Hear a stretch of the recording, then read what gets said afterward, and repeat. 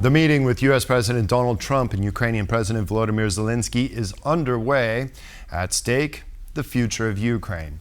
This could be one of the most consequential meetings since the full-scale invasion in 2022. Now, joining me to discuss the potential for a breakthrough is Ukrainian Ambassador to Poland, Vasyl Bodnar. Good evening. Hello, Mr. Ambassador. Thank you very much for joining us on World News tonight. Great to have you. Now, it looks like... Nice to hear you. Yes. Now, we just saw this press conference in the Oval Office, a much better atmosphere that President Zelenskyy, your president, was invited to this time around as compared to last time. But one of the main things that strikes me is that Donald Trump has said there is no ceasefire needed for a peace agreement to stop the war.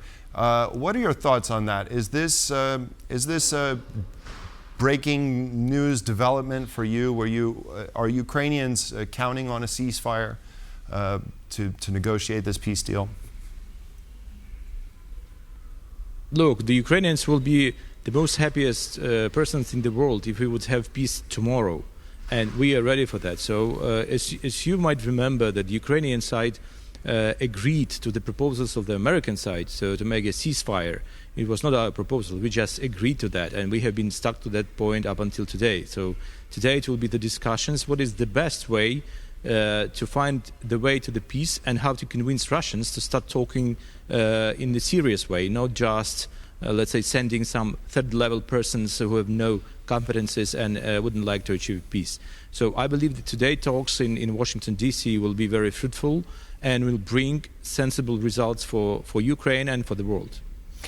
And based on what we're seeing, the direction that this is taken in recent weeks and months, do you think the United States has a better understanding right now of what is exactly involved and what's at stake in these negotiations? In comparison with the situation at the beginning of the year, I believe they understand much more better, and today they have the views from the Russian side after the long discussions. We have also a long way of cooperation and communications with the American side during the preparation for this visit. We have also European leaders on our side who will also present their position, which should lead to the some kind of solutions of this conflict and finally war, because we need security in Europe, and without Americans it is very hard to achieve it. And we believe that the Trump's administration and Trump himself personally is very dedicated to looking for the peace, and today's talk, we believe, would be also a success for him and for us. Yes. Now, in terms of diplomacy, you're an ambassador, you're in the Ministry of Foreign Affairs. How much of a boost will President Zelenskyy get from having very close European leaders, European Commission President Ursula von der Leyen, together with him at the White House to have further discussions with the Trump administration? Look, it's very important voice of solidarity and support in practical terms. I couldn't believe that it could happen, but let's remember, let's recall, did we have something like that in previous times? Is it possible to recall that European president or Ukrainian president could lead a European delegation to talk with the Americans? It is still something new, and we are grateful for all European leaders, including Ursula von der Leyen and all leaders from Europe who joined this mission, because it's really important for all of us, and we believe that this strong support of Ukrainian president will lead to the practical results.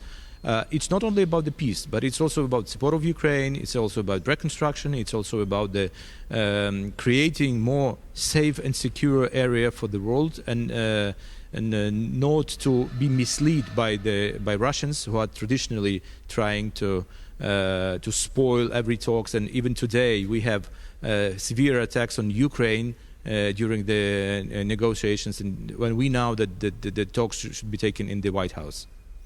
Right, and President Trump has been asked about that frequently. Do you think that with Russia's behavior and them acting out the way they are and continuing to attack Ukraine while supposedly engaging in these peace talks, Do you think that this will sour the Trump administration's stance towards Vladimir Putin for good reasons?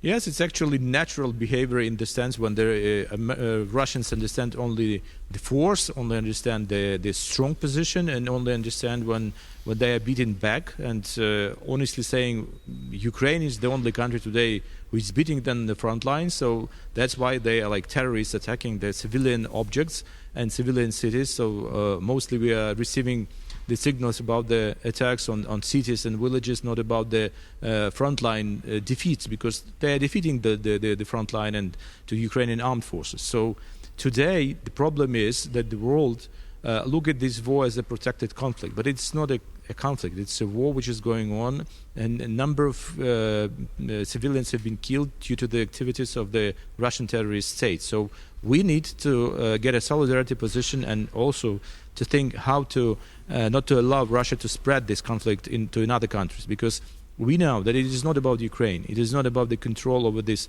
territories of Ukraine by default, but it's all about the creation of the new geopolitical situation in Europe and in the world. And let's turn back to the 2021 when Russians presented their position in the form of ultimatum demanding NATO to withdraw and very different crazy things, which world didn't react. But it means that the Russians will not give up until they are beaten.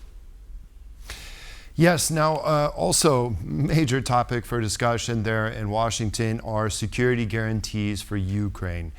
What does Ukraine absolutely have to have at the bare minimum to be even able to consider a peace agreement with Russia? And I mention this because we all remember the Budapest Memorandum and how none of the signatories respected that.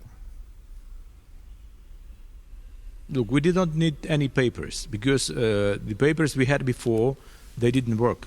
Neither Budapest Memorandum, nor Minsk agreements, no any assurances. We need a strong physical support. It means supplies to our armed forces to make them stronger, to modernize up to the necessary level to defend ourselves much more stronger, to create the more effective system of air and missile defense, and also to think about the deployment of the allied forces to Ukraine after the military activities or after the hostilities will be over, just not to repeat the war and not to allow Russia to create a temptation of repeating the war if the ceasefire will be established or peace will be talked about. So our position is very clear, and we are, let's say, delivering our message to the world and to all the European and leadership and President Trump, that we couldn't trade our territories. We couldn't do it because the constitution forbid it to any government and any president.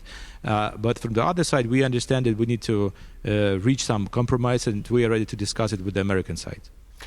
Exactly. Well, that was my next question for you. In terms of territory swaps, what are the absolute red lines, would you say, that will not be crossed by the government in Kyiv? Look, everybody is discussing something which is unrealistic. So we are not swapping territories because we did not possess practically any Russian territories. If we could possess it, then we could exchange for some Ukrainian territories. The issue is how to exchange Ukrainian territories for Ukrainian territories. But one territories are controlled by Russians and other territories are controlled by Ukrainians. So it's like you have a flat that someone take your kitchen and would like to exchange then for your living room. That's absolutely not acceptable. And moreover, we have a real background in the constitution that does not allow anyone except the people of Ukraine to vote for that.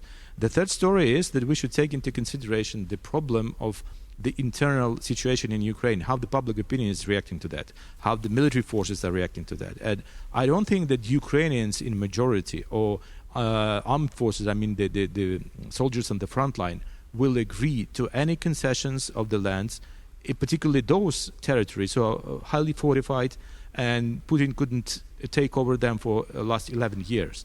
So that is the crucial point for us. But we are ready to have political discussions and to look for the political solutions, not the military solutions on the battlefield, because it leads to nowhere. It's the fourth year of war, only the bloodshed is going on, and Russia's losing people trying to get some new villages.